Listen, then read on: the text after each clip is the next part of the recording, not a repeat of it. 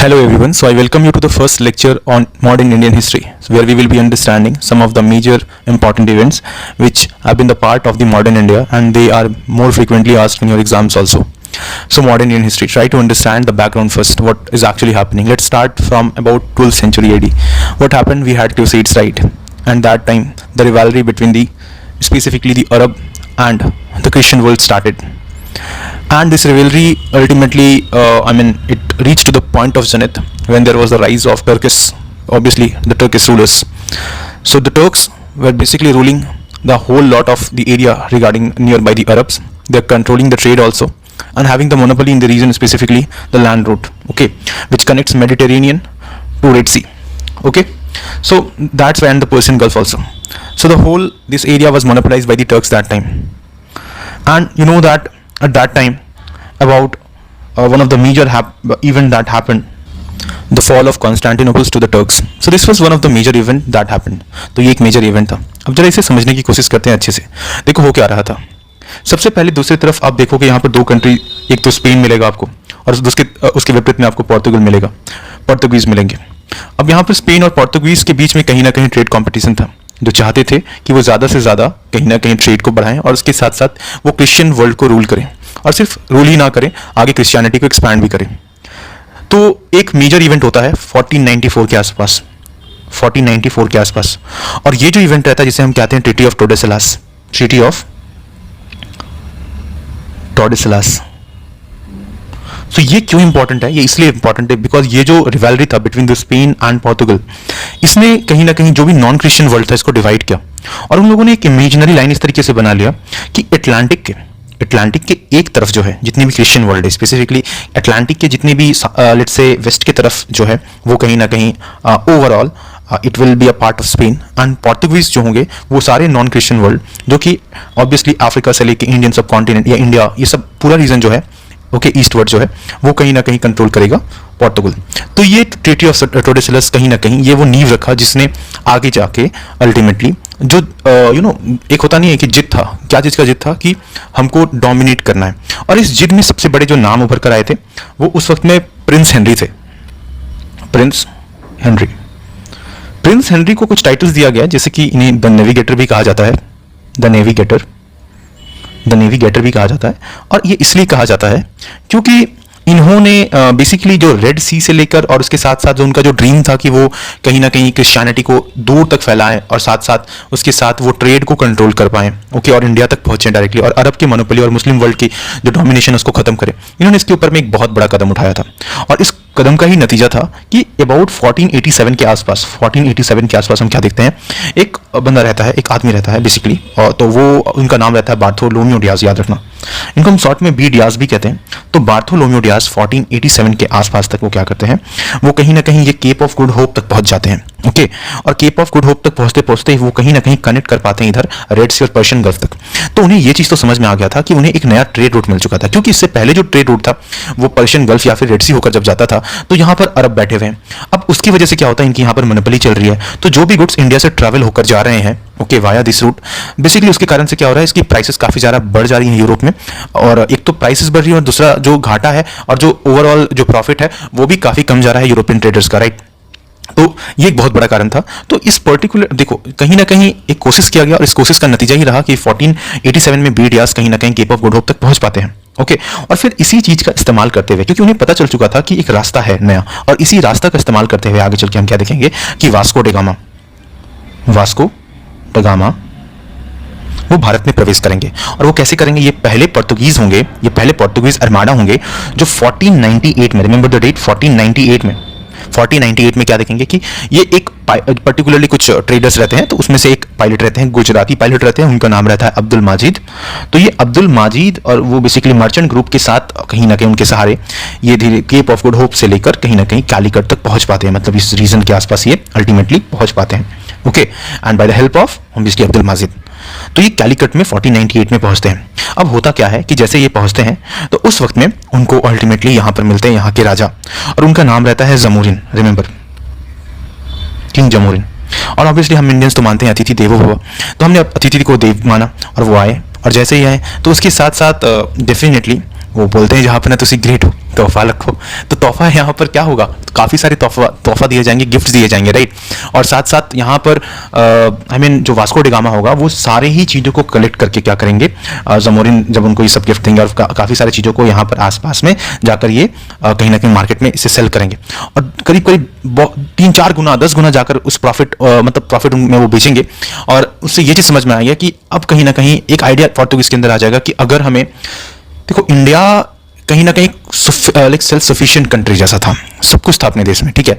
और ये जानते थे पोर्तुगीज कि अगर हम सी रूट को कंट्रोल कर पाए तो डेफिनेटली हम आगे चल के इंडिया को भी कंट्रोल कर सकते हैं। This is something which is very important to understand, right. काफी इंपॉर्टेंट हो जाता है ये चीज समझना, ओके। तो इसीलिए फिर ये दोबारा, क्योंकि जानते हो क्योंकि उनको इतना प्रॉफिट मिला तो definitely that person will return, right.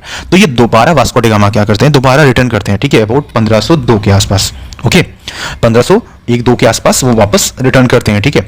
और ये आकर क्या करते हैं, अब पहली बार क्या होगा इस पीरियड में हम देखेंगे कि डेफिनेटली आगे हम पढ़ेंगे यहाँ पर क्या होने वाला है, बट उससे पहले एक चीज समझ लो कि वास्को डी गामा यहाँ पर दोबारा आएंगे और दोबारा आने के बाद कोशिश करेंगे कि अपने आप को सेटल कर सकें, दोबारा वो अपने आप को सेटल कर सकें, रिमेंबर। तो याद रखना कि वास्को डी गामा आए यहाँ पर सेटल होने की कोशिश की और अपने अपने ट्रेड्स को कहीं ना कहीं इंक्रीज करने की कोशिश करते हैं। लेकिन इनके सेकंड टर्म से पहले, जब ये दूसरी बार आए उससे पहले एक और कहीं ना कहीं यहाँ पर एक इंपॉर्टेंट पर्सनालिटी जो कि आते हैं इंडिया में, उनका नाम रहता है पेड्रो अल्वारेस कैब्रल, ठीक है, इंपॉर्टेंट नाम है, क्या है, पेड्रो अल्वारेस कैब्रल। तो पेड्रो अल्वारेस कैब्रल जो होते हैं ये अबाउट समझ लो कि सेकंड आर्माडा रहते हैं जो कि आते हैं। अब ये कहीं ना कहीं आते हैं जब, तो यही वो इंसान है जब पहली बार अबाउट 1500 के आसपास ये आएंगे जब, तो बिटवीन 1500 टू 1501 के आसपास, क्योंकि टाइम पीरियड एग्जैक्टली जानना जरूरी नहीं है, बस आपको पता होना चाहिए इन्फॉर्मेशन। तो ये कैलिकट में आएंगे, इंपॉर्टेंट है, ठीक है। और फिर वो क्या करेंगे, फर्स्ट फैक्ट्री स्टैब्लिश करेंगे, remember he will be the person who will be establishing the first factory, establishing the first factory. Now कहां पर इन्होंने पहली फैक्ट्री बनाई, तो याद रखना it was in Cochin, okay, Cochin में पहला फैक्ट्री बनता है। और इसके बाद ये समझ लो वही 1501-2 के आसपास का टाइम पीरियड है, फर्स्ट फैक्ट्री तभी बनता है। और दूसरा जो फैक्ट्री है, सेकंड फैक्ट्री जो है, ये कन्नौर में सेटअप होता है, कन्नौर में। देखो फैक्ट्रीज इंपॉर्टेंट है, कई बार पूछे जाते हैं, ठीक है। फर्स्ट फैक्ट्री ऑफ पोर्तुगीज कहां पे बनाया गया, तो याद रखना it was in Cochin, second factory it is in Cannanore, remember, okay. तो पोर्तुगीज ट्रेडिंग पॉइंट्स बनाते थे, याद रखना। वो क्यों बनाते थे ऐसा, क्योंकि डेफिनेटली वहां पर कुछ बेसिस बनाते थे वो, और काफी सारे नेवल फ्लीट्स आते थे, तो नेवल फ्लीट्स को जो हेड करते थे, और बेसिकली तो वो नेवल फ्लीट्स को आर्माडास कहा जाता था, ठीक है।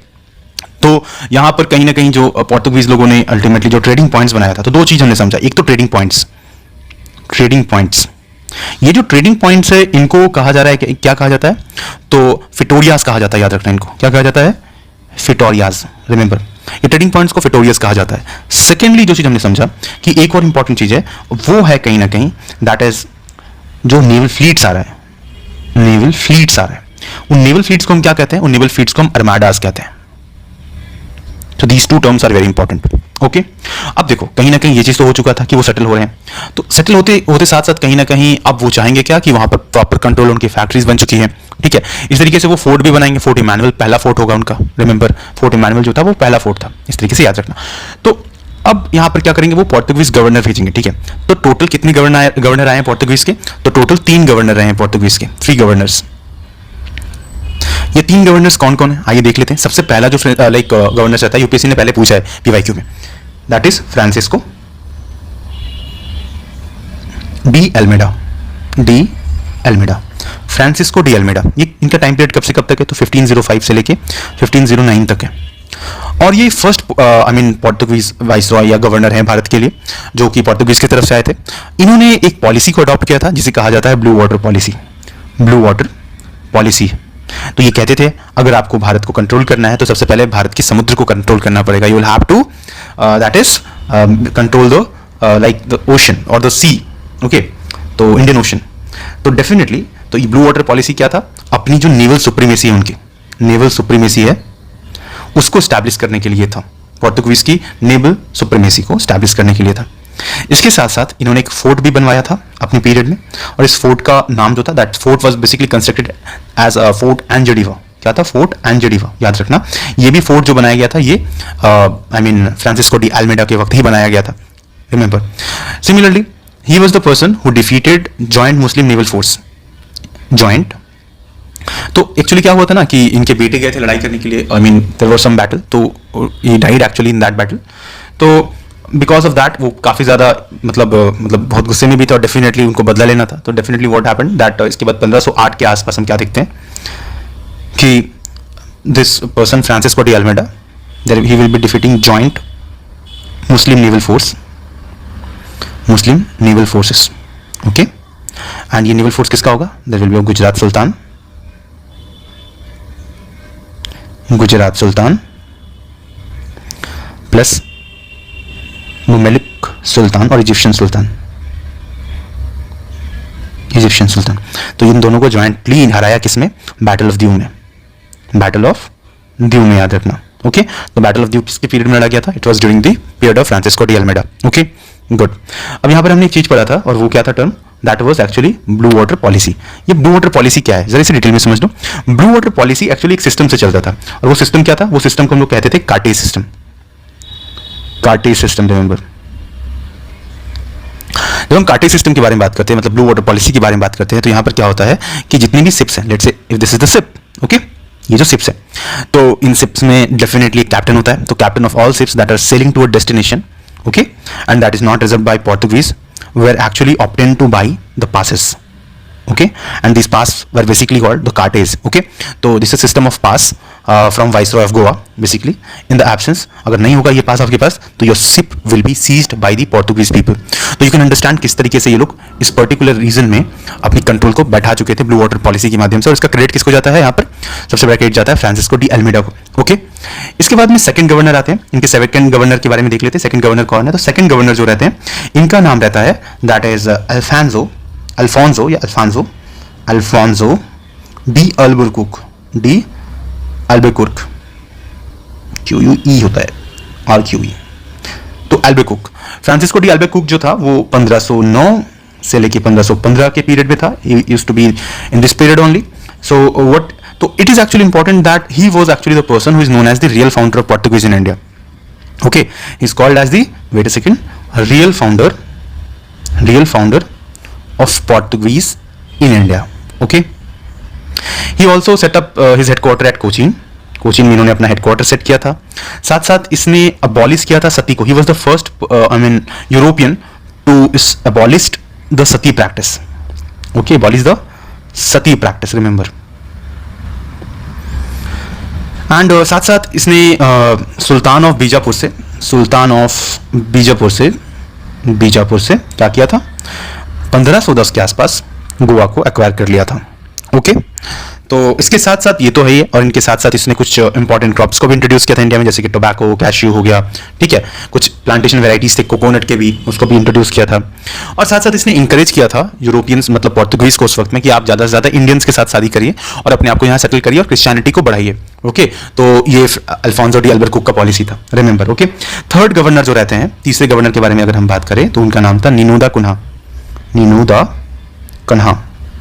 तो निनोदा कन्हा जो था वो 1529 से लेके 1538 के बीच में थे, रिमेंबर। तो इसका सबसे बड़ा कंट्रीब्यूशन तो दिखता है ये कि जो कोचीन को कहीं ना कहीं इन्होंने अपना पॉइंट बना रखा था ट्रेडिंग का और हेडक्वार्टर बना रखा था। निनोदा कन्हा क्या करेंगे? अपनी जो हेडक्वार्टर है उसको कोचीन से गोवा ट्रांसफर कर देंगे, ठीक है। ये इनका एक अचीवमेंट होगा सबसे बड़ा। साथ साथ आपको पता होगा बहादुर शाह। तो बहादुर शाह वही किंग है जो एक्चुअली जिससे परेशान हो चुके थे जहांगीर भी, रिमेंबर। तो ये एक इंपॉर्टेंट, सॉरी जहांगीर बोल रहा हूँ, सॉरी हुमायूं, तो काफ़ी परेशान करते थे। तो ऑब्वियसली इनिशियली क्या था कि पोर्तुगीज का मदद लिए थे हुमायूं को के खिलाफ बहादुर शाह भी, लेकिन बाद में क्या होता है कि बिकॉज ये एक्सपैंड कर रहे थे काफ़ी ज़्यादा कोस्टल रीजन के आसपास, तो बहादुर शाह को बुलाया गया, रिमेंबर, निनोदा कन्हा के टाइम पर, कहाँ पर, एक फ्लीट पर बुलाया गया बाहर, और बाद में क्या होता है कि वहाँ पर इनको मार दिया जाता है, रिमेंबर, ओके। तो Bahadur Shah of Gujarat during a conflict with Humayun, actually they wanted, first of all he wanted help from Portuguese, तो वो करते हैं और बाद में इसके साथ साथ इन्हें मार भी दिया जाता है, रिमेंबर, पोर्तुगीज के ही द्वारा। तो इतना पता होना चाहिए। आगे बात किया जाए तो 1534 इंपॉर्टेंट ईयर हो जाता है। 1534 क्यों इंपॉर्टेंट हो जाता है? ये ट्रीटी ऑफ बसेन के लिए इंपॉर्टेंट है, ट्रीटी ऑफ बसेन के लिए इंपॉर्टेंट है। बसेन की ट्रीटी पढ़ेंगे आगे, बट ट्रीटी ऑफ बसेन किसके बीच में होता है? Remember, Bahadur Shah of Gujarat sultanate, Bahadur Shah of Gujarat सल्तनत, रिमेंबर। ओके, फिर आगे और बढ़ते हैं। तो 1612 के आसपास का टाइम पीरियड इंपॉर्टेंट हो जाता है, where there was a battle between British and Portuguese at Surat. British और पोर्तुगीज के बीच में पहली बार कहीं ना कहीं यहाँ पर थॉमस बेस्ट इंपॉर्टेंट हो जाते हैं, उनके बारे में पढ़ेंगे। तो ये कहीं ना कहीं ये सारी चीज़ें इंपॉर्टेंट है यहाँ पर। साथ साथ यहाँ पे ब्रिटिश जीतते हैं और उसके बाद में इनकी मोनोपोली अबाउट खत्म हो जाती है। और फिर 1661 के आसपास चार्ल्स टू जो रहते हैं, इनकी शादी होती है। और फिर चार्ल्स टू को क्या मिलता है, डाउरी मिलता है, because he married Princess Catherine के साथ में इनका शादी होता है। सो कैथरीन जो थी ये पोर्तुगीज थी। ओके, तो डाउरी में इन्हें पूरा बॉम्बे ही मिल जाता है। ठीक है, बताओ अपने देश के एक पूरे एक शहर को इन लोग डाउरी में देते रहे, तो डेफिनेटली समझ सकते हो कि कितना हद तक कंट्रोल बढ़ चुका था पोर्तुगीज का इस पीरियड तक। तो आई होप आपको समझ आ रहा होगा हिस्ट्री काफी अच्छे से, एक क्रोनोलॉजी चल रहे हैं, बट हम लोग कुछ ऊपर के इवेंट्स को ही देख रहे हैं, ज्यादा डिटेल पे नहीं जा रहे हैं, क्योंकि ज्यादा डिटेल पे जाने का भी वक्त हमारे पास नहीं है। अब याद रखना, there is something related with the administration of Portuguese. तो डेफिनेटली हेड जो था वो कौन था, वाइसरॉय था। वाइसरॉय हेड करता था। ओके, और जिसे 3 साल के लिए नियुक्त किया जाता था, 3 इयर्स के लिए, used to be appointed for 3 years. और फिर इसके सेक्रेटरीज होते थे, और इनके नीचे basically there was something called vedor da fazenda, remember. Okay, ये हुआ करते थे। They were basically responsible for revenue, cargoes, dispatching fleets, ये सब बेसिकली करते थे। ओके, और फिर इनके नीचे फैक्टर्स हुआ करते, कैप्टन हुआ करते थे, इसके नीचे कैप्टन हुआ करते थे, कैप्टन हुआ करते थे, और कैप्टन के अंदर फिर अलग अलग फैक्टर्स हुआ करते थे। तो इस तरह का इनका एडमिनिस्ट्रेटिव सेटअप था, जो आपको पता होना चाहिए। जब हम लोग रिलीजियस पॉलिसी के ऊपर बात करते हैं, तो 2-4 चीज याद रखना। पहला तो यह है कि ये काफी ज्यादा इंटॉलरेंट थे इनिशियली मुस्लिम्स के खिलाफ, काफी ज्यादा इंटॉलरेंट थे अरब के खिलाफ। शुरू में हिंदूज के खिलाफ तो नहीं थे, बट धीरे धीरे करके क्योंकि इनकी जो आइडियाज थी वो सामने आने लगी, और फिर इनकी रिलीजियस पॉलिसी काफी ज्यादा कट्टर थी कहीं ना कहीं, और इंटॉलरेंट वाली थी। ठीक है, तो बाद में हिंदू के खिलाफ इंटॉलरेंट हो चुके थे ये। इसके साथ साथ दूसरा इनका जो अगर रिलीजियस पॉलिसी में बात किया, तो इन्होंने कोशिश किया था कि अकबर को कन्वर्ट करने का, but they were not able to do that, क्योंकि अकबर ने 2 बार basically there was something called meeting like of thing, तो 2 बार इनको कहीं ना कहीं ये चाहते थे कि अकबर के कोर्ट में जाके एक अच्छा इंप्रेशन दे सके, राइट। तो डेफिनेटली अकबर एक कंसेप्ट फॉलो करता था दीन इलाही का, तो यहाँ पर काफी सारे रिलीजियस बेसिकली जो पर्सनालिटीज होते थे वो आते थे और अपनी अपनी आइडियाज को रखते थे। उसमें से यहाँ पर 2 मिशन गया था, 2 बार गए थे ये लोग, 2 से 3 बार गए थे। एक तो पहले मिशन में गए थे basically father that is Rodolfo Acquaviva, and दूसरे इसके साथ एक और आदमी गए थे, एक और फादर गए थे, दैट इज एंटोनियो मॉन्सेरेट। ठीक है, तो बस ये याद रखना, this was the first mission to Akbar actually. Second में भी यही लोग गए थे।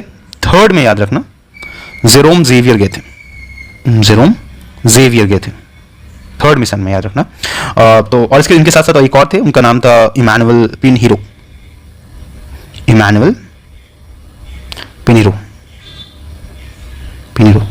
ये कुछ इंपॉर्टेंट हो जाते हैं। ठीक है, तो आप इनको थोड़ा देख लेना। अब बाद में लेकिन आगे जाके देखते हैं कि मुगल के साथ में धीरे धीरे करके इनका रिलेशन खराब हो जाता है। ठीक है, और वो चीज़ हम देखेंगे, और इसीलिए फिर थोड़ा मुगल अंग्रेजों को ज़्यादा फेवर देंगे। ठीक है, उन्हें फरमान मिलेगा, जैसे कि फॉर एग्जांपल फारूक फरमान मिलता है, इस उनके पहले जहांगीर भी उनको कुछ फरमान देते हैं। ठीक है, तो इस तरह का उनको ट्रेडिंग राइट्स भी मिलेगा बहुत ज़्यादा, बंगाल में भी उनका स्ट्रांग होल्ड बन जाएगा। तो ये सारी चीज़ें हैं, और साथ साथ फिर जब एक समझौता हो ही जाएगा 1661 के आसपास, मैट्रिमोनियल अलियांस बन जाएगा, तो फिर चीज़ें कंट्रोल में आ जाएंगी काफ़ी ज़्यादा, रिमेंबर। ओके, तो अल्टीमेटली पोर्तुगीज पावर भी आगे जाके हम देखेंगे कि डिक्लाइन कर जाता है ज़्यादा लंबे समय तक। ऑब्वियसली लंबे समय तक मतलब ज़्यादा प्रेजेंस इनका रहता है, स्ट्रांग होल्ड रहता है, बट ये अपने आप को फैला नहीं पाते, क्योंकि इनकी जो पॉलिसीज थी वो इंटॉलरेंट थी काफ़ी ज़्यादा, प्लस इनका जो आइडिया स्टार्टिंग में था वो काफ़ी ज़्यादा रिजिड था, कि उनको ट्रेडिंग पे ज़्यादा ध्यान नहीं दे के वो लोग दूसरे सोशल कंडीशन, सोशल पर्सपेक्टिव की तरफ बढ़ने लगे। इन्होंने डायरेक्ट अड़े हाथों ले लिया मुगल एम्पायर के साथ, तो ये सारे कारण कहीं ना कहीं उस वक्त में पोर्तुगीज को बढ़ने नहीं दिए। ठीक है, और उसके साथ साथ जो कॉम्पिटिटिव था, कंपटीशन काफी ज्यादा था। ये इंग्लिश ईस्ट इंडिया कंपनी काफी एफिशिएंट थी। ठीक है, और इसके साथ साथ वो काफी ज्यादा पावरफुल भी थी, और पावरफुल होने के साथ उनकी नेवल सुप्रीमेसी भी काफी ज्यादा थी, और फिर पैसा भी था, मनी भी था। ठीक है, तो ये सारे ही कारण थे कि पोर्तुगीज पावर धीरे धीरे करके सबमर्ज हो जाएंगे। लेकिन हाँ, याद रखना पोर्तुगीज पहले आए थे और आखिरी में भी पोर्तुगीज जाएंगे। ठीक है, सबसे लास्ट में पोर्तुगीज जाते हैं, remember this is you should know. चलो, पोर्तुगीज हमारा हो गया। इसके बाद हम लोग अगली कंपनी के बारे में पढ़ते हैं थोड़ा सा, वो है डच के बारे में, Dutch East India company. Okay, तो Dutch East India company Bharat में तो ट्रेड के लिए आए थे, बेसिकली ट्रेड के लिए, याद रखना सभी कंपनी तो वैसे ट्रेड के लिए आते थे, तो ट्रेड के लिए आए थे। सो इनकी जो शिप्स हुआ करती थी वो काफ़ी लाइट हुआ करती थी, रिमेंबर, एंड इसके साथ साथ ये फ्लूइड शिप्स बनाया करते थे, लाइटर वेट हुआ करता था, छोटे क्रूज हुआ करते थे इसमें, और बहुत कम कॉस्ट में ये लोग एक जगह से दूसरी जगह जाते थे। यहाँ पे एक इंपॉर्टेंट पर्सनालिटी है, वो है that is Cornelius de Houtman. Okay, de Houtman, ये 1596 के आसपास पहली बार भारत में ये ट्रैवल करेंगे। He will be the first Dutch to reach India, remember, to reach India. और 1602 के आसपास इनकी कंपनी बनती है, 1602 के आसपास। और फिर हम देखेंगे कि किस तरीके से डच जब आएंगे तो अपनी पहली जो फैक्ट्री बनाएंगे, पहला फैक्ट्री इंपॉर्टेंट है, फर्स्ट फैक्ट्री जो बनाएंगे वो कहां पर बनाएंगे डच? फर्स्ट फैक्ट्री बनाएंगे मसूलीपट्टनम, आंध्र प्रदेश में, मसूलीपट्टनम आंध्र प्रदेश में बनाएंगे। और दूसरी जो फैक्ट्री होगी इनकी, second factory will be at Nizampatnam, जिसे पेटापुली भी कहा जाता था। ये सेकंड फैक्ट्री कहां बनेगा? पेटापुली में, that is in Nizampatnam, remember. Okay, इसके बाद आगे हम देखेंगे कि 1610 के आसपास, 1610 के आसपास डच कहीं ना कहीं एक ट्रीटी साइन करते हैं चंद्रगिरी के राजा के साथ, चंद्रगिरी के राजा के साथ। उसके बाद क्या होगा कि इन्हें एक नया हेडक्वार्टर मिलेगा और वो होगा पुलिकट में, पुलिकट में, रिमेंबर। ओके, साथ साथ इसी तरीके से ये धीरे धीरे करके एक गोल्ड कॉइन को भी इशू करेंगे, गोल्ड कॉइन को भी इशू करेंगे, जिसे हम पगोडास कहते हैं, पगोडास कहेंगे। रिमेंबर, ज्यादातर करके इंग्लिश ईस्ट इंडिया कंपनी जो ट्रेड करती थी वो बुलियंस के फॉर्म में करती थी। बुलियंस मतलब coins, silver coins, gold coins, इसमें करती थी, ठीक है, हीरा जोरात। ओके, तो अब क्या है कि इंडियंस को काफी ज्यादा बुलियंस मिल रहा था, काफी ट्रेड सरप्लस था, तो इंडियन किंग्स काफी ज्यादा रिच बन चुके थे इस पीरियड तक, रिमेंबर। ओके, आगे हम देखेंगे कि कुछ इंपॉर्टेंट जगह है जो आपको पता होना चाहिए जहां पर डच अपने पोर्ट्स को स्थापित किए थे, जैसे कि सूरत में वो थे, बरोच में वो थे, कैम्बे, अहमदाबाद, गुजरात, ऑब्वियसली अहमदाबाद तो गुजरात में ही है, कैम्बे भी गुजरात में ही है, कोशीन हो गया केरला में, नागपट्टनम मद्रास में, मसूलीपट्टनम हमने देख लिया, चिंसूरा में भी थे ये, पीपली में, अच्छा चिंसूरा और पीपली कहां पर है? ये बंगाल में है, याद रखना, ठीक है। तो बंगाल में भी इनका कहीं ना कहीं पोर्ट था, माहे और मालाबार कोस्ट में भी था, आगरा उत्तर प्रदेश तक थे, पटना बिहार एरिया में थे, तो डच अच्छे खासे एरिया में फैले हुए थे। तो Dutch factory was also established in basically Kasim Bazar, Bengal में अगर हम आए और ज्यादा बात करें तो कासिम बाजार एक इंपॉर्टेंट हो जाता है, तो कासिम बाजार में भी ये थे। इसके साथ साथ बालासोर उड़ीसा के आसपास में थे ना, बारानगोर में थे, गोलकोंडा वाले रीजन में भी थे, ठीक है। तो इनका काफी फैला हुआ था ओवरऑल एरिया, ये पता होना चाहिए। इसके बाद में एंग्लो डच रिवेलरी यहां पर इंपॉर्टेंट है, एंग्लो डच रिवेलरी, ठीक है। तो एंग्लो डच रिवेलरी में एक तो रिवेलरी होता है, इनके बीच में टकराव होता है अंग्रेजों के साथ में इंडोनेशिया के आसपास, इंडोनेशिया में होता है, जिसे अम्बोयना मैसेकर भी कहा जाता है। 1623 के आसपास ये होता है, उसे हम कहते हैं अम्बोयना मैसेकर, ठीक है, अम्बोयना मैसेकर कहते हैं, रिमेंबर, अम्बोयना मैसेकर कहते हैं। और इस पीरियड में क्या देखते हैं, इस वक्त में क्या होता है कि करीब करीब 10 अंग्रेजों को और 9 जापानीज लोगों को ये डच मार देते हैं। ओके, और फिर यहां पर कहीं ना कहीं एक घमासान होता है इन दोनों के बीच में। फिर हम देखते हैं 1667 के आसपास का टाइम, 1667 के आसपास हम क्या देखते हैं कि कॉम्प्रोमाइज होता है, कि बोलते हैं कि ठीक है, तो ये बेसिकली देखो, दो अगर हम मैप में आए वापस यहां पर, तो मैप में आपको याद रखना दो, एक तो इंडिया तो जो साउथ का क्षेत्र है स्पेसिफिकली, और फिर इधर इंडोनेशिया को स्पाइस कैपिटल भी कहा जाता था। तो ये काफी इंपॉर्टेंट एक हॉटस्पॉट था स्पाइसेस के लिए और जाना जाता था स्पाइस ट्रेड के लिए। तो डेफिनेटली अंग्रेज यहां पर भी कंट्रोल रखना चाहते थे, लेकिन पोर्टुगीज के साथ में बाद में एक इनका ओवरऑल कहीं ना कहीं आप समझ लो कि कॉम्प्रोमाइज हुआ। जब इन्होंने डच ने कहा कि ठीक है, हम इंडोनेशिया में सब कुछ देखेंगे, आप एक काम करो कि आप इंडिया देख लो, ठीक है, हम ट्रेडिंग वगैरह सब कुछ इंडोनेशिया में देखेंगे, हम इंडिया पे ज्यादा ध्यान नहीं देंगे। और लेकिन बाद में कहीं ना कहीं आपको पता होगा कि मीर जाफर, क्योंकि मीर जाफर का एंगल कहां पर आएगा जब हम लोग बैटल ऑफ प्लासी को समझेंगे, और वहां पर हम देखेंगे कि किस तरीके से मीर जाफर को सिराजुद्दौला की जगह पर एज अ पपेट के नवाब बैठाया जाता है। बट क्योंकि वो धीरे धीरे समझ जाता है कि मैंने जो किया है वो मैंने घोर पाप कर दिया है, उसके बाद से अंग्रेज का हम एक तरीके से, जिस तरीके से मुझे नाचने बोल रहे हैं, मैं नाच रहा हूं उनके इशारों पे, तो ये कहीं ना कहीं उनको समझ आ चुका था। और उसके बाद में ये कोशिश करेंगे कि किसी भी तरीके से अंग्रेजों को खदेड़ा जाए, लेकिन तब तक बहुत देर हो चुका था, ठीक है। तो मीर जाफर अल्टीमेटली ट्राई करेंगे डच के साथ में एक कहीं ना कहीं आपस में समझौता करके अंग्रेजों को बाहर निकाला जाए, उनको हराया जाए। लेकिन अंग्रेज 1759 में ये कोशिश करेंगे और एक लड़ाई होगा, बैटल ऑफ बेदारा, कई लोग इसे बैटल ऑफ चिंसूरा भी कहते हैं, बैटल ऑफ बेदारा बंगाल में होता है, और यहां से डच पावर कंप्लीटली फिर खत्म हो जाता है, ठीक है। और मीर जाफर को भी नवाब के पॉइंट से हटा के फिर मीर कासिम को लाया जाता है। अगर मीर कासिम के बारे में देखेंगे तो अभी हम पढ़ेंगे कि किस तरीके से बैटल ऑफ बक्सर भी हम आगे देखने को मिलेंगे। मीर कासिम थोड़ा होशियारी दिखाने की कोशिश करेंगे, लेकिन उसमें भी वो हार जाएंगे आगे चल के। चलिए आगे देखते हैं। तो यहां तक हमारा डच वाला चीज इंपॉर्टेंट हो जाता है, कंप्लीट हो जाता है। इसके बाद हम इंग्लिश के बारे में थोड़ा देख लेते हैं, बैकग्राउंड इंग्लिश के बारे में जरा देख लेते हैं। जब इंग्लिश के बारे आते हैं तो रिमेंबर, तो 1600 के आसपास इनकी कंपनी बनती है, राइट। इन्हें 15 साल का इनिशियली तो केप ऑफ गुड होप और उसके बाद ईस्ट की तरफ में ट्रेडिंग करने का राइट एक्सक्लूसिव मिलता है और क्वीन एलिजाबेथ से मिलता है। 1608 के आसपास, 1608 के आसपास कैप्टन हॉकिंग जो है ये कहीं ना कहीं आते हैं इंग्लिश रिप्रेजेंटेटिव के तौर पे। ओके, याद रखना, जहांगीर के कोर्ट में आते हैं ताकि वो परमिशन ले सके कि वो एक सूरत में अल्टीमेटली क्या कर सके, फैक्ट्री स्टैब्लिश कर सके। तो इनिशियली क्योंकि जहांगीर के ऊपर में काफी प्रेशर होता है तो वो ऐसा नहीं कर पाते हैं। रिमेंबर, वेरी इंपॉर्टेंट, उनको नहीं मिल पाता इनिशियली। फिर आता है टाइम पीरियड 1612 के आसपास का। 1612 के आसपास हम क्या देखते हैं कि कैप्टन बेस्ट जो है वो बेस्ट ही रहते हैं क्योंकि उन्होंने पोर्तुगीज को हरा दिया था और इससे काफी इंप्रेस हो जाते हैं। कौन? ऑब्वियसली हमारे जहांगीर साहब। ओके, तो 1600 याद रखना 12 के आसपास में थॉमस बेस्ट जो है, कैप्टन थॉमस बेस्ट, ये पोर्तुगीज को सूरत में हरा देंगे, ठीक है, सी में। तो अब वहां पर क्या होगा कि उसके बाद में ये काफी ज्यादा खुश हो जाते हैं और बाद में इनको 13 के आसपास सूरत में ये फैक्ट्रीज बना पाते हैं। तो पहली इनकी फैक्ट्री बनती जो है वो सूरत में बनती है, रिमेंबर। लेकिन इससे पहले इन्होंने एक टेम्पररी फैक्ट्री भी ओपन किया था 1611 में, टेम्पररी फैक्ट्री, याद रखना।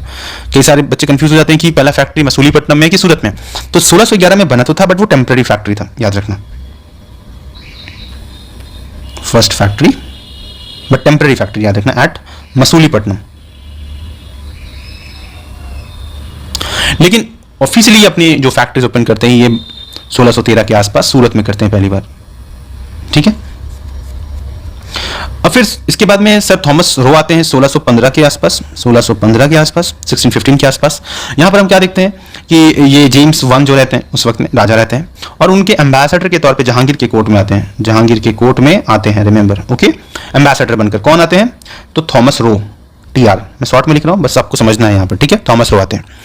तो अब क्या है कि आप जब इसको बना रहे होगे, देखो मैं जैसे जैसे पढ़ा रहा हूं आपको बस ना अपनी कॉपी को लेकर बैठना है। आई होप आप बैठ रहे हो, आप लिखते जा रहे हो जो पॉइंट में बताते जा रहा हूं, आपका रिवीजन भी चल रहा होगा, आप सीखते भी जा रहे होगे, आपका फर्स्ट क्लास याद भी हो रहा होगा आपको, राइट। तो वही बेसिक चीज होना चाहिए जो इंपॉर्टेंट है। तो मैं यहाँ पे शॉर्ट में लिख रहा हूँ बट आप शॉर्ट मत लिखना वरना आपको कंफ्यूजन होगा फिर। थॉमस रो जहांगीर के कोर्ट में आते हैं उस वक्त में, तो इनको कुछ फरमान मिल जाता है जहांगीर की कोर्ट से और फिर ये बोलते हैं कि जहां जहां मुगल एम्पायर, इतना बड़ा फरमान मिला है देखो कि भाई जहां जहां मेरा मुगल एम्पायर है पूरे देश में, आप वहां वहां पर ट्रेडिंग कर सकते हो, फैक्ट्रीज भी स्टैब्लिश कर सकते हो, ठीक है। ये कहीं ना कहीं एक बहुत अच्छा मौका मिल गया किसको?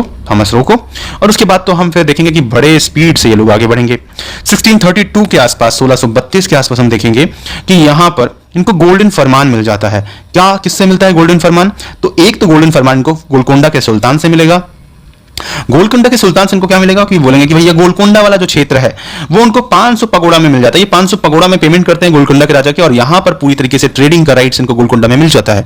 It is a big change, okay, बड़ा डेवलपमेंट रहता है अंग्रेजों के लिए। फिर 1639 के आसपास का पीरियड देखते हैं। 1639 के आसपास हम देखेंगे एक मर्चेंट रहते हैं फ्रांसिस डे के नाम पे, फ्रांसिस डे के नाम पे होंगे।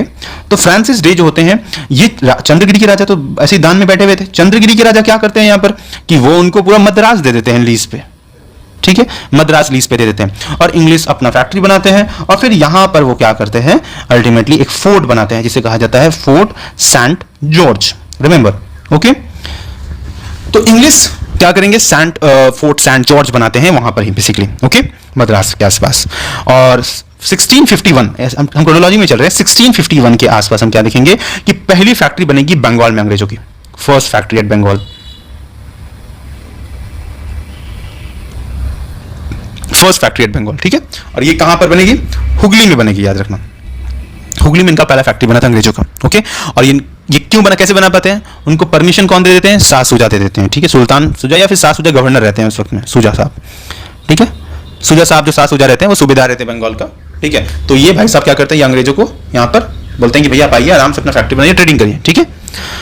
तो फिर इसके बाद में क्या है कि 1651 के बाद में टाइम आगे बढ़ता है और हम 1658 की तरफ बढ़ते हैं। 1658 की तरफ बढ़ते हैं। 1658 में क्या होता है कि जो इंग्लिश की जितनी भी इंग्लिश कंपनी जो भी बंगाल, बिहार, उड़ीसा के आसपास और कोरोमंडल क्षेत्र के आसपास ये पूरी तरीके से कंट्रोल में आ जाती है, ठीक है। और इसके साथ साथ इनका कंट्रोल जो है उसका सेंटर बनता है उस वक्त में सेंट जॉर्ज, याद रखना, अभी तक फोर्ट विलियम नहीं बना था, तो सेंट जॉर्ज में ही सारा कुछ चल रहा था। फिर 1690 का पीरियड एक इंपॉर्टेंट है, पीरियड है 1690 का। 1690 में क्या होता है? 1690 के आसपास में जॉब कार्नॉक साहब क्या करते हैं, ये फैक्ट्री बनाते हैं, ओके, कुछ पर्टिकुलर गांव को मिलाकर और कुछ क्षेत्र में बंगाल में, उसका नाम रहता है सुतानुटी, ओके। तो बाद में इसी फैक्ट्री को फोर्टिफाई करके ये लोग 1696 के आसपास क्या करते हैं, फोर्ट विलियम बनाते हैं, फोर्ट विलियम बनाते हैं। और 1698 के आसपास इंग्लिश कंपनी, उस वक्त के जो सूबेदार रहते हैं बंगाल के, अजीम उस खान, ठीक है, उस वक्त के 1698, आगे बढ़ रहे हैं हम, 1698 के आसपास, 1698 के आसपास उस वक्त के जो सूबेदार रहते हैं बंगाल के, उनका नाम रहता है अजीम उस खान, ठीक है। ये क्या करते हैं, ये इंग्लिश कंपनी को बेसिकली मतलब सूबेदार, और अच्छा एक चीज इंपॉर्टेंट है कि जमींदारी दे देते हैं, ठीक है। किसकी जमींदारी दे देते हैं, तो अंग्रेजों को जमींदारी दे देते हैं, सुतानुटी की दे देते हैं, कालीकाटा की दे देते हैं, और गोविंदपुर की दे देते हैं, गोविंदापुर या फिर गोविंदपुर। अब देखो जरा समझो, अब जैसे ही ये क्षेत्र मिल गया, मतलब इनको पॉलिटिकल राइट्स भी धीरे धीरे करके मिल रहा था, ऐसा नहीं है सिर्फ इकोनॉमिक और रेवेन्यू, सिर्फ कंट्रोल ही मिल रहा है ट्रेडिंग का, तो इकोनॉमिक एक्टिविटी नहीं बल्कि अब पॉलिटिकल एक्टिविटी में भी इन्वॉल्व हो रहे हैं भाई। ट्रेड मतलब एक जगह को कंट्रोल कर रहे हैं ना एक जमींदार बनके, तो डेफिनेटली तो इनके पास एक लैंड एरिया आ चुका है अब, तो ये पावरफुल होते जा रहे हैं, जो कि आप देख सकते हो। इसके बाद में ये सारा कुछ एकदम ही आप समझ लो कि बहुत ही मतलब समझ लो कि एक ऐसा पोजीशन मिलेगा, एक ऐसा चेंज आएगा, उसके बाद फिर ये दोबारा मुड़ के नहीं देखेंगे, और ये होगा सीधा हम आते हैं 1717 के आसपास, जब उस वक्त के Mughal emperor, later Mughal emperor, उनका नाम रहेगा फारूक सियार, ओके, फारूक सियार। तो 1717 के आसपास फारूक सियार साहब क्या करते हैं, कुछ प्रिविलेजेस देते हैं, कुछ फरमान देते हैं, और वो फरमान आप समझ लो कि इतना ज्यादा इंपॉर्टेंट था ट्रेडिंग मतलब इंग्लिश कंपनी के लिए, कि वो बहुत सारे प्रिविलेज उनको ट्रेनिंग के लिए मिल जाते हैं। और इसके बाद में इसीलिए इस पर्टिकुलर जो उन्हें फरमान मिला है फारूक सियार के द्वारा, उसे कहा जाता है Magna carta of company, Magna carta of east India company, Magna carta of east India company. आइए समझते हैं कि ऐसे इन्होंने क्या दिया था फारूक सियार ने। इन्होंने बंगाल में कह दिया कि आपकी जितनी मर्जी आप इंपोर्ट करो, एक्सपोर्ट करो, ओके, आपको एग्जम्पशन मिलता है कस्टम ड्यूटी का, बट आपको एक एनुअल पेमेंट देना पड़ेगा 3000 रुपए का सालाना एनुअल पेमेंट। तो 3000 एनुअल पेमेंट पे इनडायरेक्टली इन्होंने बंगाल को ही बेच डाला अंग्रेजों को, ठीक है। तो ये कितना बड़ा फरमान था।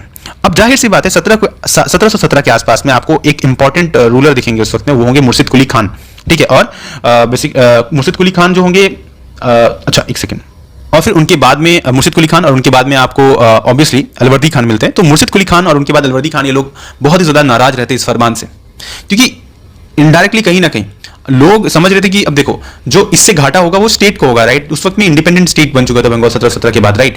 और अगर इस तरह का फरमान और अंग्रेज बेछूट आप कहीं ना कहीं वहां पर ट्रेड करेंगे तो उससे मिसयूज भी करेंगे काफी ज्यादा, क्योंकि यहां पर इन लोगों ने अगला चीज जो दिया था वो दस्तक इशू करवा दिया था, ठीक है, कि आप कंपनी दस्तक भी इशू कर सकती है खुद का, ओके। कंपनी को परमिट है दस्तक इशू करने के लिए ट्रांसपोर्टेशन ऑफ गुड्स, तो एक तरह का इनडायरेक्ट मोनोपोली भी एस्टैब्लिश कर लेंगे, ठीक है। इसके साथ साथ कंपनी खुद की करेंसी इशू कर सकती है, जिसे बॉम्बे में मिंट किया जाएगा, ठीक है, थ्रू आउट इंडिया में उस कहीं ना कहीं एप्लीकेबल होगा। और इसके साथ साथ इन्होंने सूरत भी दे दिया था, ओके, सूरत। तो सूरत वन टाइम सेटलमेंट कर लिया था एक 10,000 रुपए के साथ इन्होंने। अब बोला कि भैया आप मतलब आप आराम से सारे एग्जाम्पशंस हटा दिए कि आप आराम से करो ट्रेड, कोई रोक टोक नहीं, ठीक है। तो ये सारी चीजें कहीं ना कहीं कंपनी के लिए एक समझ लो कि बोलते नहीं है, एक जादू की छड़ी जैसा था जो कि फारूक सियार ने मारा, और उसके बाद में अंग्रेजों को अचानक से इतना सारा राइट्स मिल गया कहीं ना कहीं कि आप सोच भी नहीं सकते हो, क्योंकि इससे कहीं ना कहीं बहुत बड़े लेवल पे ये लोग कंट्रोल पे आ जाएंगे सामने। और फिर ये डायरेक्टली कहीं ना कहीं आप समझ लो कि आगे जाके देखेंगे कर्नाटक वाले रीजन में ये लोग इन्वॉल्व होने लगेंगे इंटरनल मैटर पे, जो भी खास करके जैसे किंग मेकिंग हो गया, या फिर किसको गद्दी पे बैठाना है, किस राजा को बैठाना है, किसको सपोर्ट करना है, ठीक है। तो वो पहली बार कहीं ना कहीं इंटरफेरेंस दिखेगा, इंटरनल इंटरफेरेंस। तो ये कहना, अब मैं ये सब पढ़ाने के बाद मैं आपको छोटा सा क्वेश्चन पूछता हूँ कि ये सबसे क्या ये समझ में आ रहा है कि क्या इंटेंशनल था इनका रूल करना भारत पे? नहीं, इंटेंशनल नहीं था, ये एक्सीडेंटल ही था कहीं ना कहीं, क्योंकि आप देख सकते हो इंग्लिश आए थे डायरेक्टली इंडिया पे रूल नहीं करने, वो ट्रेड करने आए थे, लेकिन उनको यहाँ पर मौका मिला, ठीक है। और उस मौके पे उन लोगों ने एकदम चौका नहीं छक्का मारा है, ठीक है, वो भी नो बॉल पे। तो आप समझ लो कि क्या हाल हुआ है, इस वजह से कहीं ना कहीं उनको ये फायदा मिला और ये कंट्रोल मिला बहुत ज्यादा। इसकी बात की कहानी हम लोग आगे पढ़ेंगे, बट इससे पहले आप समझ लो कि डैनिश ईस्ट इंडिया कंपनी के बारे में समझ लेते हैं थोड़ा। डैनिश ईस्ट इंडिया कंपनी के बारे में समझ लेते हैं। तो Danish east India company basically 1616 के आसपास आती है, और इसके साथ साथ ये अपनी पहली फैक्ट्री जो है इंपॉर्टेंट है याद रखना, अच्छा ये कॉलोनी बनाती है याद रखना, और अपना पहला ट्रेडिंग पोस्ट ये 1620 के आसपास ट्रैंकुबार में बनाती है याद रखना, ट्रैंकुबार में, और ये तंजौर तमिलनाडु के आसपास होता है, ठीक है। और इसके बाद 1755 के आसपास 1715 के आसपास याद रखना डैनिश ईस्ट इंडिया कंपनी जो डेनमार्क की है वो क्या करेगी कि एक पर्टिकुलरली कॉलोनी बनाएगी, और उसको कहा जाएगा फ्रेडरिक नगर, सिरमपुर में, बंगाल में। अब ये सब फैक्ट पे पूछ सकते हैं क्वेश्चन वो यूपीएससी में, ठीक है, नियर श्रीरामपुर, बंगाल में, ठीक है। लेकिन बाद में दानिश कंपनी का बैंकरप्ट हो जाएगा, तो वो फिर छोड़ देंगे, वो ज्यादातर इंपैक्ट डाल ही नहीं पाएंगे, ठीक है। वो सिर्फ 150 साल के आसपास, कहीं 150 साल के अंदर ही आप समझ लो उनकी पूरी हिस्ट्री खत्म हो जाएगी यहाँ इंडिया से, तो प्रेजेंसी खत्म हो जाएगा 1845 तक आते तक, ठीक है। बस इतना याद रखना, तो उनका छोटा सा इंपैक्ट है, तो ये फ्रेडरिक नगर के लिए इंपॉर्टेंट है, बस याद रखना, ठीक है। अब आते हैं ऑब्वियसली सबसे ज्यादा जिसने कॉम्पिटिशन दिया अंग्रेजों को, वो था फ्रेंच ईस्ट इंडिया कंपनी। जब हम फ्रेंच ईस्ट इंडिया कंपनी को देखते हैं तो याद रखना यहाँ पर सबसे इंपॉर्टेंट जो है वो है that is they were the last European colonial power to set up foot in India, and also Colbert ये एक कंपनी खोलेंगे, आई मीन फॉर्म करेंगे, जिसका नाम था कंपनी देस एंड देस Orientalis, I mean this is in French, तो ये कंपनी का नाम रहेगा। तो अब ये जो कंपनी देस एंड देस ओरिएंटलिस रहेगा, it will be basically for 50 years, 50 साल की मोनोपोली में इसे एस्टैब्लिश किया जाएगा। और बाकी बोलते नहीं है कि बाकी यूरोपियन कंपनीज को ट्रेड करते हुए इंडिया में देखते हुए फ्रेंच लोगों को लगा कि हम क्यों पीछे रहे, हम भी चलते हैं ट्रेड करने के लिए, और 1664 में ये निकल पड़ते हैं ट्रेड करने के लिए, ओके। 1664 के आसपास ये निकल पड़ते हैं ट्रेडिंग करने के लिए, और उन्हें 50 साल की मोनोपोली मिलती है। उस वक्त में जो फ्रेंच राजा रहते हैं उनका नाम रहता है Louis IV, okay. Louis IV के वक्त में कहीं ना कहीं ये सब कुछ हो रहा होता है, और उस वक्त में कॉलबर्ट साहब को गवर्नर बनाकर ये भेजते हैं ट्रेड करने के लिए, और अपनी ये फैक्ट्री स्टार्ट करते बनाना। जो सबसे पहली फैक्ट्री ये बनाते हैं, फर्स्ट फैक्ट्री, वो कहां पर बनाते हैं? Anyone know? It is in Surat, remember, Surat में बनाते हैं पहली फैक्ट्री, ओके। और उसके डायरेक्टर जनरल कौन बनते हैं? Francis Caron, remember, he is the DG, director general, okay. इसके बाद में 1669 में आते हैं, तो 1669 में क्या देखते हैं? ये पहली फैक्ट्री मसूलीपट्टनम में बनाते हैं। Factory was set up at Masulipatnam. फिर धीरे धीरे करके 1673 के आसपास 1673 के आसपास हम देखेंगे कि ये बीजापुर के सुल्तान, बीजापुर साहब ने बहुत दान दिया है, चंद्रगिरी के साहब ने बहुत दान दिया, ठीक है, इन लोगों को देते गए, तो याद रखना। तो बीजापुर के जो किंग रहते हैं उस वक्त में शेर खान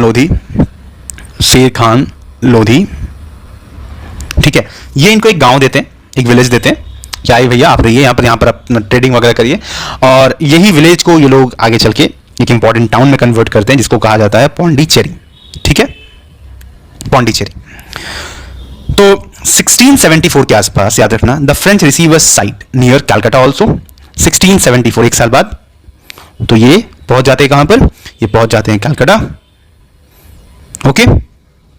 एंड उस वक्त में जो रूलर रहते हैं बंगाल के, ऑब्वियसली उनके द्वारा उनको एक पर्टिकुलर एक टाउन बनाने का अगेन राइट्स मिलता है, और वो बनाते हैं द टाउन ऑफ चंद्रनगर। तो चंद्रनगर बनाते हैं ये 1690 के आसपास, 2 साल के अंदर ये कंप्लीट हो जाता है इनका प्रोजेक्ट पूरा। और फिर 1693 के आसपास याद रखना, the Dutch snatched Pondicherry, Dutch attack करते हैं, ठीक है, पौंडीचेरी ले लेते हैं, लेकिन बाद में याद रखना, ये इंपॉर्टेंट है, ओके, मैं क्या बोल रहा हूं ध्यान से सुनो। डच अटैक करते हैं कहां पर? पौंडीचेरी पे, और ले जाते हैं भैया, लेकिन बाद में रिस्टोर भी हो जाता है फ्रेंच में। कैसे होता है? There is something called treaty of Ryswick, 1697 में होता है ट्रीटी ऑफ रेस्विक, और फिर ये वापस पौंडीचेरी किनके हाथ में आ जाता है? ऑब्वियसली फ्रेंच के हाथ में आ जाता है। तो क्या पौंडीचेरी को डच लोगों ने कंट्रोल किया था? यस, किया था। इसके साथ साथ फ्रेंच लोगों ने कुछ इंपॉर्टेंट आइलैंड के ऊपर में भी कंट्रोल किया था, जैसे कि island of Mauritius, reunion of Indian ocean, short में लिखा है, तो ये आई होगा इंडियन ओशन, रिमेंबर।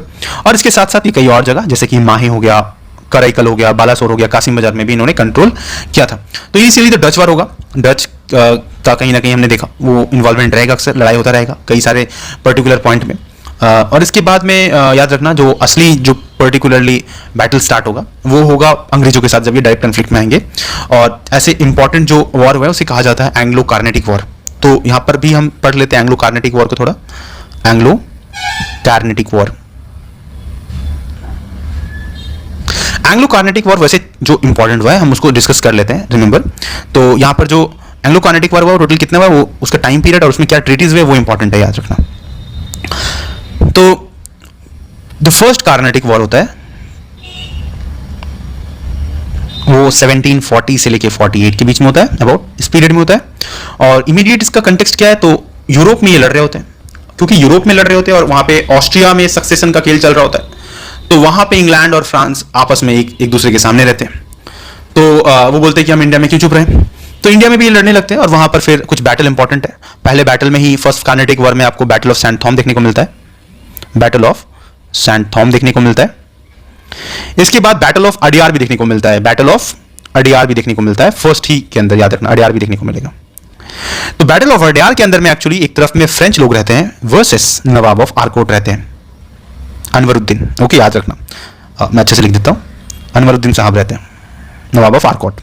यहां पे क्या होता है कि ये फ्रेंच लोग ना अनवरुद्दीन के बड़ी सेना को हरा देते हैं। इसके बाद क्या होता है ना, लोगों को कहीं ना कहीं आंख खुल जाता है कि अरे एक छोटी सी टुकड़ी 100-200 लोगों की वो 6-7-8 हजार की आर्मी को हरा देती है। तो अगर एक छोटा सा डिसिप्लिन आर्मी भी हो ना और प्रॉपर अच्छे वेपन के साथ, तो they can beat any Indian king. तो ये कहीं ना कहीं आंख खोलने वाला चीज था यूरोपियंस के लिए। तो यहां पर दो बैटल होता है, बैटल ऑफ अडियार होता है, बैटल ऑफ अडियार 1746 में हुआ है, याद रखना, और एक बैटल ऑफ सैंड थॉम भी हुआ है। ये पहले कहीं ना कहीं बैटल में हुआ था, फर्स्ट कार्नेटिक वॉर के बीच में हुआ था। ओके, एंड कहीं ना कहीं जो फ्रेंच रहते हैं वो कहीं ना कहीं फोर्स करते हैं, क्या करते हैं दैट नवाब ऑफ आर्कोट और साथ साथ French East India Company man and nawab of Arcot basically forces over the Saint George fort which was held by the French that time. एंड वहीं से कहीं ना कहीं आप समझ लो कि नवाब ऑफ आर्कोट और एक तरफ में इंग्लिश का वहां पर थोड़ा ऑब्वियसली आपको ये देखने को मिलेगा, जुगलबंदी देखने को मिलेगा, and they will come together.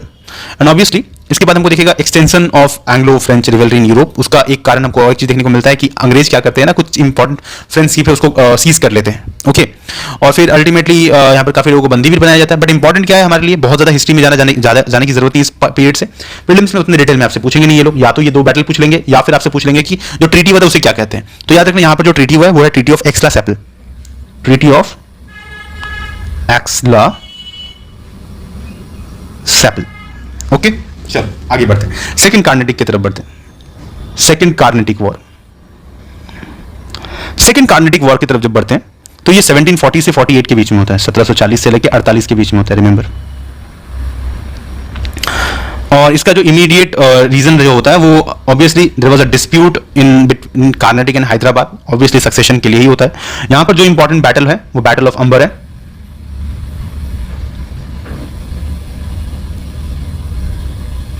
ठीक है, और आर्कोट का बैटल।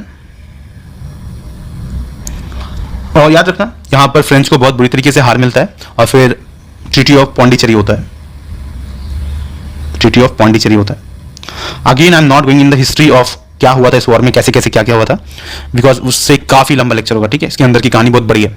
ओके, अब बस इतना बता दे रहे कि ये पहली बार हुई थी जब क्या हुआ था, जहां पर डेफिनेटली हम क्या देखेंगे कि इंटरनल पॉलिटिक्स में, खास करके जिसने शुरू किया था इंटरनल पॉलिटिक्स में मतलब जैसे सब्सिडी अलियांस जैसा जो चीज होता है, ठीक है, वो एक्चुअली स्टार्ट किया गया था डुप्लिक्स के द्वारा, जो कि फ्रेंच गवर्नर था। और सेकंड कार्नेटिक वॉर में वो हम देखते हैं बढ़ चढ़ के, और इसी का नतीजा होगा कि तीसरे कार्नेटिक वॉर में हम देखेंगे कि इससे पहले डुप्लिक्स को हटा दिया जाता है। Okay, but duplex was a great mind, having a great mind, right. तो वो एक अच्छा स्ट्रैटेजिस्ट था, बट प्रॉब्लम क्या था कि उसे जो actually on ground battle experience ज्यादा नहीं था। ओके, तो एक बड़ा रीजन बनता है कि वो बहुत अच्छे सक्सीड नहीं कर पाता उस चीज को, बट हाँ he was a great strategist, ये फॉर श्योर। आगे देखते हैं, तो obviously treaty of Pondicherry second Carnatic war से इंपॉर्टेंट चीज है। इसके बाद में वो बोलते हैं कि आगे हम किसी भी तरह का लड़ाई वड़ाई नहीं करेंगे, लेकिन ये बोलते ही है कि फिर क्या होता है कि थर्ड कार्नेटिक वॉर स्टार्ट हो जाता है, थर्ड कार्नेटिक वॉर स्टार्ट हो जाता है। थर्ड कार्नेटिक वॉर हम जब देखते हैं तो ये बेसिकली 1758 से लेके अराउंड समझ लो कि आप अगेन 63 के आसपास तक होता है। तो ये जो बेसिकली बैटल है इसमें इमीडिएट कंटेक्स्ट बनता है 7 year war in again Europe. Okay, तो यहां पर जो ट्रीटी है वो है बैटल, एक इंपॉर्टेंट बैटल है, सॉरी, बैटल ऑफ वॉन्डिवोस। ये एग्जाम में पूछ सकते हैं, battle of Wandiwash related with which Carnatic war, first, second और third. Battle of Wandiwash, battle of Wandiwash 1760 में होता है। एंड फाइनली इसके बाद हम देखते हैं कि अल्टीमेटली ओवरऑल अंग्रेज जीत जाते हैं एंड फ्रेंच पावर कहीं ना कहीं हार जाती है पूरी तरीके से। एंड यहाँ क्वेश्चन उठता है कि क्यों इंग्लिश सक्सीड किए बाकी यूरोपियन कंपनी। तो डेफिनेटली अंग्रेजों की जो ट्रेडिंग कंपनी थी वो प्राइवेट कंपनी थी, उसमें गवर्नमेंट इंटरफेरेंस नहीं था, नेवल सुपीरियरिटी था, इंडस्ट्रियल रिवॉल्यूशन आ चुका था वहाँ तक, वेपन्स बन चुके थे, हाईली स्किल्ड और डिसिप्लिन मिलिट्री था इनके पास, स्टेबल गवर्नमेंट था, और मतलब रिलीजन को प्रमोट करने का ज़्यादा जील नहीं था, ठीक है, जो कि बाकियों के अंदर हमने देखा बहुत ज़्यादा था। और फ्रेंच क्यों हारे थे? फ्रेंच हारने की एक बहुत बड़ा कारण ये था क्योंकि उनका एम्बिशन जो था वो बहुत वॉक था, उसके साथ साथ जो डिसीजन मेकिंग पावर था वो काफ़ी स्लो था, लैक ऑफ लीडर्स। अब जैसे यहाँ पर आपको देखेंगे कि बड़े बड़े अच्छे मतलब वॉरियर थे, जैसे कि रॉबर्ट क्लाइव रख लो, वो काफ़ी स्किलफुल था, ठीक है। तो इस तरीके से आप समझ सकते हो। फिर दूसरा एक चीज है कि सारा जिम्मेदारी डुप्लेक्स पर ही डाल दिया गया था, responsibility of Dupleix that time. Okay, impact of British success in Bengal, Bengal में बहुत अच्छे से जीत चुके थे वो और बंगाल को कंट्रोल कर पा रहे थे। इसके साथ साथ परमानेंट नेवल, क्योंकि तब तक क्या था, कर्नाटिक वॉर तक ऑलरेडी वो प्लासी हो चुका है, बक्सर हो चुका है। ओके, एट द एंड तो ये बक्सर आप समझ लो कि बक्सर होने वाला था समझ लो, बट प्लासी हो चुका, तो मेजर कंट्रोल आ चुका है बंगाल का उनके पास।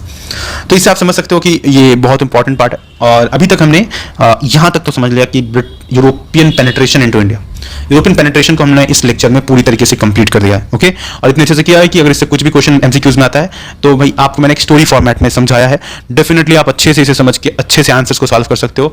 फॉर श्योर आपका इस पार्ट से कोई दिक्कत नहीं आएगा। ओके, अगर क्वेश्चन आता है। इसके बाद हम बंगाल से स्टार्ट करेंगे, फिर बंगाल से मैसूर में जाएंगे, मैसूर से मराठास में जाएंगे, मराठा से ऑब्वियसली आगे जो ब्रिटिश पॉलिसीज रही है और कुछ इंपॉर्टेंट जैसे कि पंजाब का कॉन्क्वेस्ट और कुछ और पार्ट है उसको भी देख लेंगे, सिंध वगैरह देख लेंगे हल्का फुल्का। ठीक है, कुछ इंपॉर्टेंट ट्रीटीज देख लेंगे, कहीं कहीं ज्यादा डिटेल में नहीं जाएंगे, बस ट्रीटीज देख लेंगे और फिर 1857 भी पढ़ेंगे अगले ही दिन। तो अगली जो वीडियो आएगी हमारा वो इस चीज 1857 तक कवर कर जाएगी। फिर उसके बाद की जो एक वीडियो आएगी वो 1857 से लेकर जितना सोशल रिलीजियस मूवमेंट है, प्रेस का डेवलपमेंट रहा है, गांधीयन फेज के शुरुआत तक लगभग इंडियन नेशनल कांग्रेस के शुरुआत होने तक हम लोग कंप्लीट कर लेंगे। और फिर अगला जो फेस होगा वो नेशनल मूवमेंट का पूरा फेस होगा, वो हम इंडिपेंडेंस तक कनेक्ट करने की कोशिश करेंगे। ठीक है, तो ये 4 या 5 लेक्चर होगा जो ओवरऑल मॉडर्न हिस्ट्री के अंदर रहेगा। और मॉडर्न हिस्ट्री इसलिए इंपॉर्टेंट हो जाता है तो वो हम लोग समझ लेंगे। और फिर साथ साथ कुछ गवर्नर्स हो गए, गवर्नर के लिस्ट हो गए, उनकी कंट्रीब्यूशंस हो गए। ठीक है, उस पर भी क्वेश्चन अक्सर आ जाते हैं। ठीक है, और हिस्टोरिकल बैकग्राउंड का जो एक्ट वाला पार्ट है वो हमने ऑलरेडी पॉलिटी में कवर किया, डिटेल में किया है, तो that will also be enough. वहाँ से भी अगर आप कर लोगे तो उससे आपका कहीं ना कहीं ये सारा पार्ट कंप्लीट हो जाएगा। ठीक है, तो मॉडर्न हिस्ट्री भी हो जाएगा कंप्लीट फॉर श्योर बहुत जल्दी, 3-4-5 दिन के अंदर ही हो जाएगा। आई मीन सॉरी 4-5 दिन के अंदर हो जाएगा वो मॉडर्न हिस्ट्री आपका, और प्लस बहुत ही अच्छे से हो जाएगा। ओके, अगर आप स्पेक्ट्रम, क्योंकि ये सारी इन्फॉर्मेशन स्पेक्ट्रम से एक्सट्रैक्ट किया हुआ है और उसका आप बेसिस अगर आपने स्पेक्ट्रम पढ़ा तो आपका रिवीजन के लिए इससे अच्छा कुछ नहीं।